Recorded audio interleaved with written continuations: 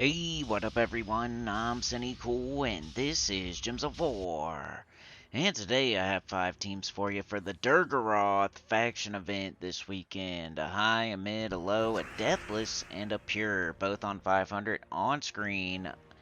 So yeah, here's the high level team. You can just do Stellarix, triple Cafru. Sometimes I don't show Stellarix, sometimes I do.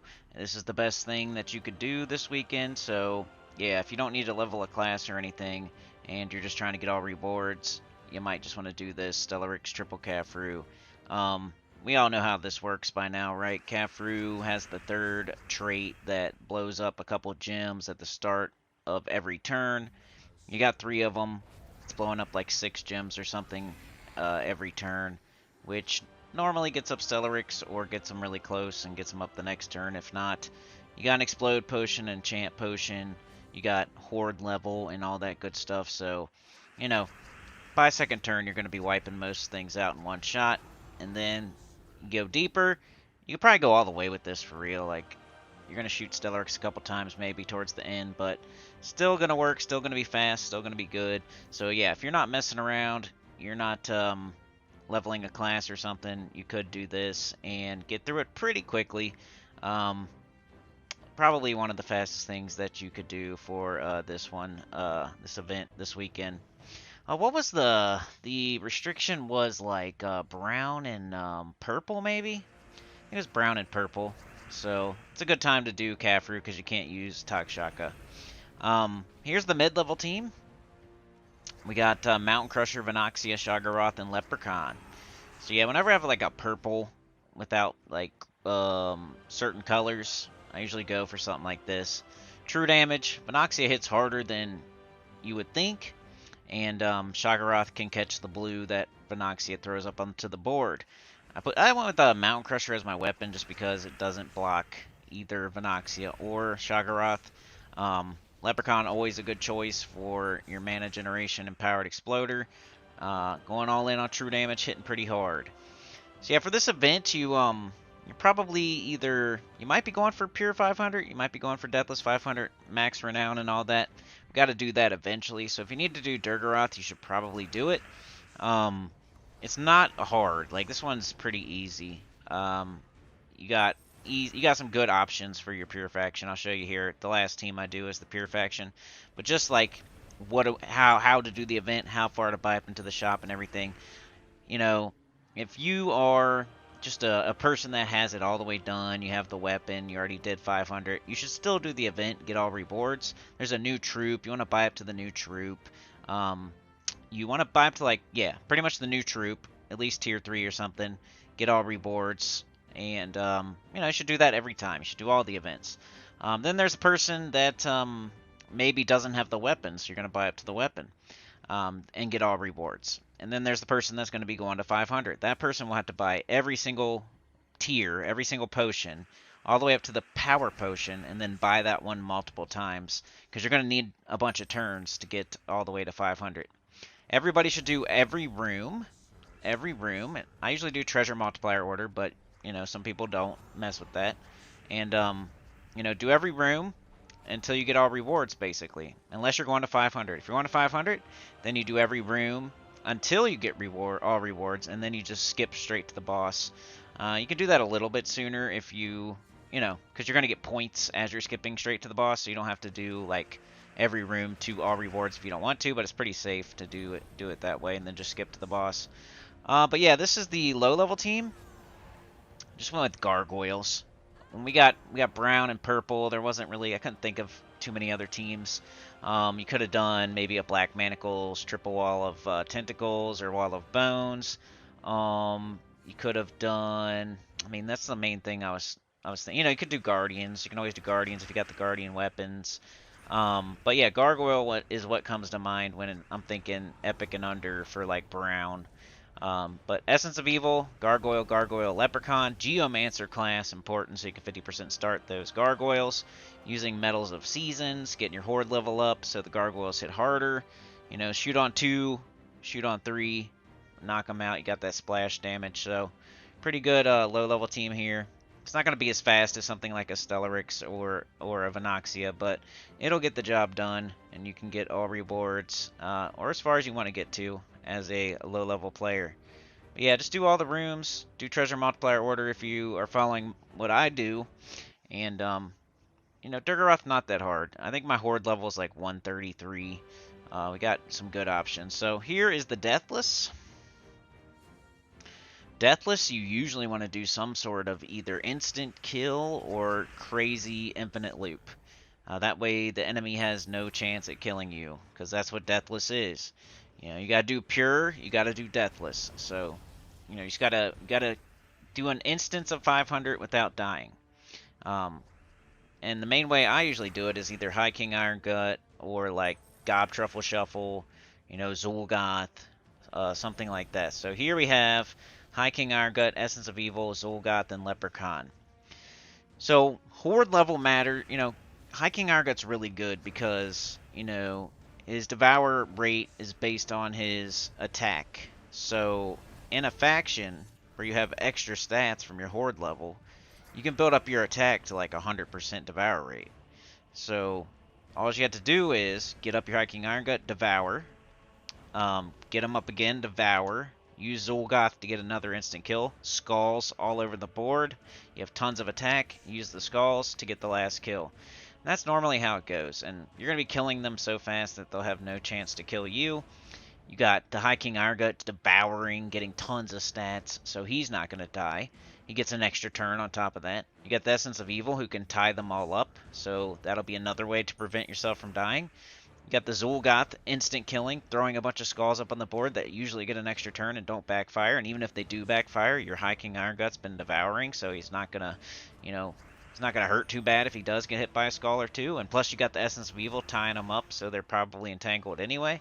So there's just so many fail-safes where you're not going to die that this is one of the best Deathless teams you could be doing. So some sort of High King Iron Gut team. I like the High King Iron Gut Zul'Goth. You might be able to do High King Iron Gut CT, but there that was on 500. First try, easy. Easy peasy. Just get those horde levels up. If you're doing one to 500 on the weekend, you should be thinking about that ahead of time. That way you're like upping your horde level and saving up gems for all the potions you're gonna have to buy. So you don't just do it on a whim. You kind of think ahead on these. All right, here's the pure faction. It's the last fight on 500 here on the screen. I didn't want to show the whole entire thing because it would be a really long. It just takes too long to show on video. When we know how it is these days with attention span and everything. So we got I think it's the Deep Golem and then Narmel, triple Narmel. The Deep Golem is really the key to victory here because it's so good. It's really good for this, for pure faction. It explodes, and then you know you pick a gem, it'll explode, you know, 3x3, and for however many skulls you get in that 3x3, you get to barrier an ally. So if you get 3 skulls, you get 3 barriers. If you get 4 skulls, you get 4 barriers. And he gains life. So just keep doing that, and you'll keep your entire team barriered, and you'll keep your tank with a ton of life. And the tank's like, the Deep Golem has like 50% skull reduction too. The Narmel does true damage, like heavy true. I think it like some sort of like true splash damage, and explodes. So it's an awesome troop too. So you got like 2 really awesome troops, and you know, it was pretty easy. I think I did it deathless. So when you do a pure faction and you do it deathless, that means it's probably one of the easier factions to do, you know, max renown on. That doesn't happen all the time, you know. Sometimes pure faction, you're losing troops, you're summoning in, you're hanging on by your last butt cheek hair, and but this one, you know, didn't even lose a single troop the whole way through. Just go straight through, you know. When you're doing pure 500, just do straight to the boss. You don't have to do every single room. And a while ago, people were thinking you had to do like every single level on pure, but you don't have to. You know, you just have to do one. So you could do 100, you'll get 100 points. If you do 200, you'll get 200 points. If you do 100 and then 200, you don't get 300 points. You get only 200 points. So it's whatever the highest instance of it that you did. is how many points you get. So if you did every single level, you're still only going to get 500 points. So if you do pure on 100 and then 200 and then 300 and then 400 and then 500, you still only get 500 points. So it doesn't matter. All you have to do you really only have to do it one time. The only reason that people recommend you doing it more than just one time is so you can kind of lock it in. So let's say there's like a really hard pure faction, and and it gives you practice too. It kind of lets you figure out your team and get you some practice. So if you do pure faction on 100, it locks in some points for you before it gets harder. Because once you get to 500, it's going to be super hard. So at least you locked in some points on 100. You got some renown for doing it. Maybe you get enough to get a pet or something. And then you can try again on 300 or something. And then now you know. It's usually how I figure out my pure faction teams. I'll run it on 100 just to get the feel for I'll use one of each troop even. I won't even really even try to make the team yet. I'll just do, okay, I'm doing 100, so it's not that hard yet. So I'm going to use one of each troop from the faction. So we have to use troops from Duergaroth in the pure faction to get the pure faction 500 done. So I'll use one of each troop on 100. And I say, okay, which one did nothing? Which one did I hate? Which troop was just horrible? And I'll take that one off the team. And then which troop was the best? What was my favorite? Which one did the most? And then I'll put another one of those on the team. So you take the worst one off, and then you take the worst one off, and in its place you put whatever you thought the best one was. So now you're going to do it again. You're going to go on 300 or something, or 200, or whatever you're going to do. Now you have two of the best troop. You took off the worst troop, and then you have, the other two. So then you run it again on 300. You got the second troop, the third troop, and two of your favorite troop, which is usually the legendary. You run it again on 300, and you decide, is this thing doing anything? Is this one helping my team at all? Is this one doing anything? Is it helping my team at all? Do I want another one of these legendaries? What should I do here? Is anything doing anything? And usually you're gonna pick 2 or 3 of the pure faction troops, not 3 or 4. So here we have the Deep Golem and Narmel, the two best ones. That's what we're going to use. We're not going to use a bunch of different. We're not going to use every single one on 500 because the other two weren't good. The new guy, I'm not very sure. I'm doing this before. I want to get this out to y'all as soon as possible so you have teams to start getting it done.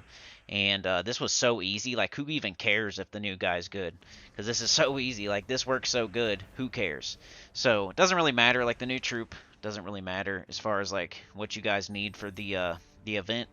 So yeah, anyway, with this team, you just make sure to keep your tank alive, make sure to keep hitting skulls with your explosion so you can keep getting barriers for your whole team. Shoot the Narmel on 2 until they're dead pretty much, and then you always want to hit the thing with the most HP, so you're doing the most damage you can with splash damage. That's how splash damage works. You kind of want to hit 2 slot. You don't want to overkill. You want to you want to use the damage wisely. The target you pick is going to get hit the hardest, and then the one above and below are going to get hit for 50%.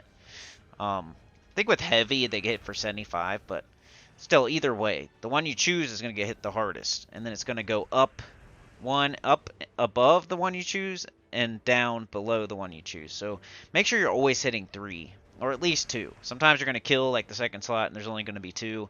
But try to hit as many enemies as you can. And choose something that is going to get, you're not going to super overkill it. But yeah, he explodes too, which is cool. Eventually, with the tank, you're going to want to not cast it. Because it blocks on purple. You already have barriers. You already have a ton of HP. You might as well just leave it up, not cast it, until you do need a barrier, or you do need life, and go ahead and take mana for Narmel instead, so you can get some damage down. But yeah, good luck. It's not that hard. Just showed it to you on 500. Didn't die at all. Didn't lose any troops. I'm only on Horde level 133, which means it's pretty easy. So yeah, if you need to do this one, good luck. It's pretty easy. You'll get it done. Like, share, subscribe, consider joining. It helps a lot. Tell your good about the channel, comment below. And I'll see y'all next time, which is for the live stream in a little bit here. 10 a.m. EST. See ya there. Peace.